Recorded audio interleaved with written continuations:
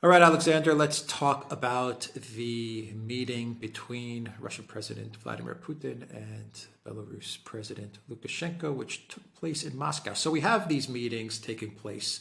Zelensky goes to Poland, Macron goes to Beijing, Van der Leyen goes to Beijing, but we had another important meeting, and that was Lukashenko meeting with Putin. So what do you make of this meeting? Yeah, it's another one of the very important sequence of meetings, all of which began, remember, in the aftermath of that colour revolution attempt in Belarus, which took place in 2020. I mean, that was a disastrous mistake by the West. They tried to overthrow Lukashenko, who'd up to that point tried to preserve a kind of middle position between Russia and the West. He's now gone over completely to the Russian side and seems to be getting increasingly enthusiastic about this. So we now have a decision which the West has got so worked up about Russian nuclear weapons being sited in Belarus, which is an important military development. It means any idea of invading Belarus, I would have thought, is now off the table. I mean, I think you're not going to invade a country where nuclear weapons are located, at least not if you're sane. And at the same time, we have a huge number of economic agreements. I mean, to be straightforward about this, this is looking increasingly like a merger. It's a merger and acquisition, if you like. I mean, the Russians and the Belarusians are moving so close together economically that within a relatively short time, in economic terms, they will be one country. And I cannot imagine that it will take much longer before there's a political development, convergence of some kind as well. So that's also happening. For me, the clearest sign of this is that there was an announcement that the Union State, this is this up to now rather nebulous entity that Lukashenko and Yeltsin created all the way back in the 90s, that the Union State is now going to provide financial help to Donbass. So obviously most of that money is going to come from Russia. But it's now, as far as I'm aware, the first occasion on which this Belarus Russia entity has actually acted in that way in either financial or international affairs. And last but not least, you see Lukashenko and Putin together. There used to be quite a lot of tension between the two men. They now give the appearance of being the best of friends. Now, Lukashenko has floated a peace plan for Ukraine. Ukraine has rejected it. The Russians have shown little interest in it.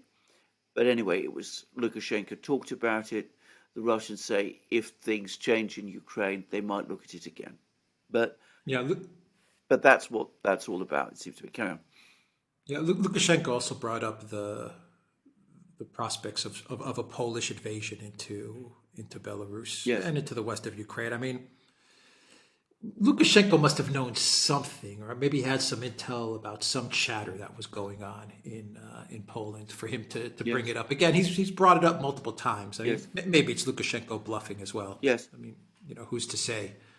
But I find it interesting that he keeps on bringing up this point that as Belarus moves closer or integrates this merger that you're talking about, as it gets closer with Russia, he does always bring up how Belarus is facing a threat of some sort of invasion or incursion from Poland, and of course now you have the nuclear weapons deployed in Belarus, but you also have a good 150,000 Russian troops in Belarus as well. Yes. The point to make about this is that Lukashenko makes these statements and they're never really denied. You remember way back in 2021 when Putin made a speech saying that there'd been a plan to organize a coup in Belarus, including Lukashenko's assassination? And, I was waiting for all sorts of people in the West to come forward and say this wasn't true, and they never did. Never did. And it's the same with Lukashenko's claims about a Polish attack on Belarus. He makes these points. He does this, as you said, regularly. And you would expect someone in the West to deny it, to come forward and say this isn't true, but never does, which makes one wonder why. Perhaps these plans really did exist. Perhaps to some extent these plans really do exist. We've discussed in another program that we've just done about Polish plans in Ukraine to re-establish the Commonwealth, the Geopolitics of the 17th century, merging Poland and Ukraine into one great country. If you're really going to recreate the Geopolitics, you also need Belarus, because Belarus was a part of that. So maybe these plans do exist. But as you correctly say, they've been spiked now, well and truly spiked, by the presence of all of those Russian troops and those Russian nuclear weapons. And I have to say, going to the topic of the Russian nuclear weapons, the reaction, the overreaction to the presence of those Russian nuclear weapons was really quite remarkable, given how many nuclear weapons the United States has in all sorts of places around the world. One wonders why people reacted so strongly to the revelation that the Russians are placing nuclear weapons in Belarus. Could it be that there were some kind of plans involving Belarus? I don't know, but I would have thought, some kind of outright denial would have been helpful if there had been no plan. No, that's exactly what I thought at the time when the announcement of those weapons being deployed to Belarus, and then you had the freak out from the West, which was an incredible freak out. I mean, they went crazy at the fact that nuclear weapons were strategical nuclear weapons tactical nuclear weapons were going to be deployed, not transferred, deployed to Belarus. And the first thing that came to my mind was that not only does it prevent an invasion into Belarus, it prevents a regime change into Belarus, or it makes it much more difficult for some sort of regime change, because now you have Russian nuclear weapons in Belarus. So, Russia will do whatever it needs to do to prevent another Svetlana Tikhanovskaya type of thing occurring. And to me, that was why you had the West act the way it did, because it was like telling the West, everything you've been planning for Belarus is now, throw it in the dustbin. It's over. Yes. And they were planning it. Yes. I mean, a couple of weeks ago, Blinken was testifying to Congress, and he was talking about a Belarus envoy to coordinate with the government in exile, another Guaido type of thing, the government in exile, and they would coordinate to see how to gain power once again in how to gain power in Belarus. And Tikhanovskaya was also doing the rounds in the U.S., going on the various TV shows talking about Belarus. So you can see they haven't forgotten about Belarus. They want that regime change. They want to remove Lukashenko, and they want to give it another try. In comes Putin, Lukashenko, let's deploy nukes, and they're upset because they had everything planned out, and now they have to go back to the drawing board. That's what came to my mind. But I think in the bigger picture, I think you're right that perhaps the bigger picture is, yes, we have to get Belarus, or part of Belarus, because without that part, we don't have the Polish-Lithuania Commonwealth restored. Yes. I think that's basically it. To be honest, I think this is increasingly the plan now, if I have to be frank. I think that the idea of regime change in Moscow and breaking up Russia has been put somewhat on the back burner. There's a grudging realization it's not going to happen immediately. So instead, your consolation prize is recreate the Geopolitics. Resurrecting a ghost from the 17th century. Yeah, well, the way they can sell this is this whole Ukraine project. How do you sell this as a success? Finland in NATO, Sweden in NATO. We've increased the NATO border with Russia. That's a success. We've doubled it.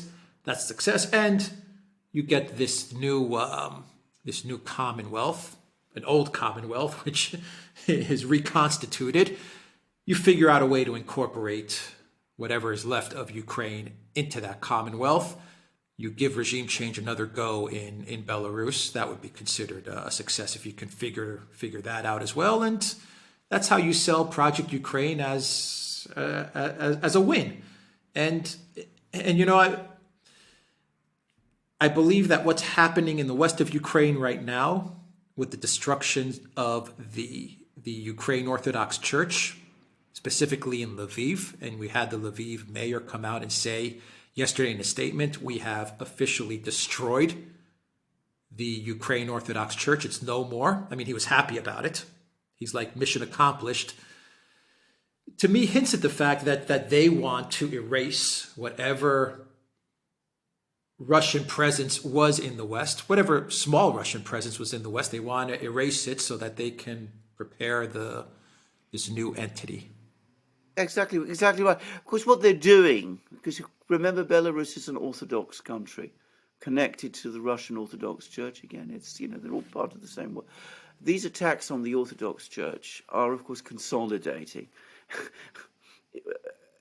feeling in Russia, in Belarus itself, in eastern Ukraine, obviously.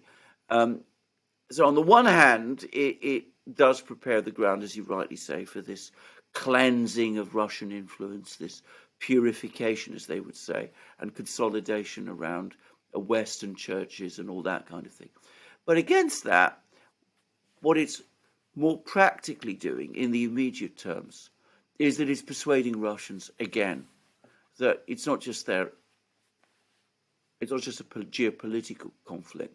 Their entire identity, their religion, their way of life, their language, everything now is being attacked. Burned. And demolished. Can you imagine if they were burning churches in the United States? Well, indeed. Again? Well, indeed, yes. Absolutely, yeah. Yeah. I mean, for me, actually, I have to say this is one of the most astonishing, and obviously, we're both Orthodox Christians, so we have particular feelings about this. But I also remember during the Cold War how, in the West, people always talked up the persecution. Well, they didn't talk up. They talked about the persecution of the Orthodox Church in the Soviet Union.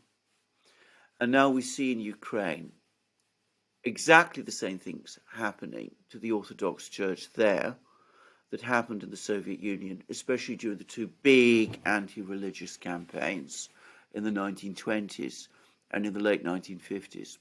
Nobody says anything. This time, it's fine. It really does shake me, actually. I mean, it's something that I find very difficult. And I do find it strange, again, that Christian sentiments, which are still strong in the United States, have not been fully aroused around this. Because what we're seeing, burning of churches, is something I haven't seen in Europe since, well, in the Second World War. Even the Soviets, when in the 50s, I mean, there were two big anti-religious campaigns in the Soviet Union. One in the 1920s, basically engineered by Lenin. The second, which people don't know so much about, in the 1950s, engineered by Khrushchev. Khrushchev was many things, but he was fiercely hostile to religion and to the church. But the one in the 20s was carried out with violence. There was burning of churches and that kind of thing. The one in the 50s was not. You have to go back to the Second World War, to some of the things that the Germans did in Eastern Europe to see things like this happen. But this time, nobody says anything. And by the way, one of the most famous films made in the Soviet Union, made in Belarus, Come and See, culminates in the burning of a church and of its parishioners inside it. And that's, a film about the Second World War and what happened there. Yeah, well, I mean, we've been saying on this channel for a while now that all the things that are happening in Ukraine eventually will come back home. and that means Europe and the United States. So whatever they're doing in Ukraine, with the permission, with the collective West sanctioning Yes. it, looking the other way, Yes, remember that all this stuff eventually returns back. absolutely. So Yes, that's what worries me. absolutely. Well, well. I mean, we are in a kind of pale anti-religious campaign from some people in Britain. I mean, I don't want to overstate it. I mean, but you do get an increasing amount of anti-Christian propaganda in some places in Britain. I mean, the Guardian, for example, caters to this sort of thing. But of course, in Ukraine, it's gone much further. But if you support it in Ukraine, as you rightly said, it can come back to you. And you could say the ground's already been prepared. All right, we'll leave it there. TheDuran.locals.com. We are on Rumble, ODYSEE, BitChute, and Telegram, as well as Rockfin. And go to the Duran shop, 10% off. Use the code. Good day. Take care.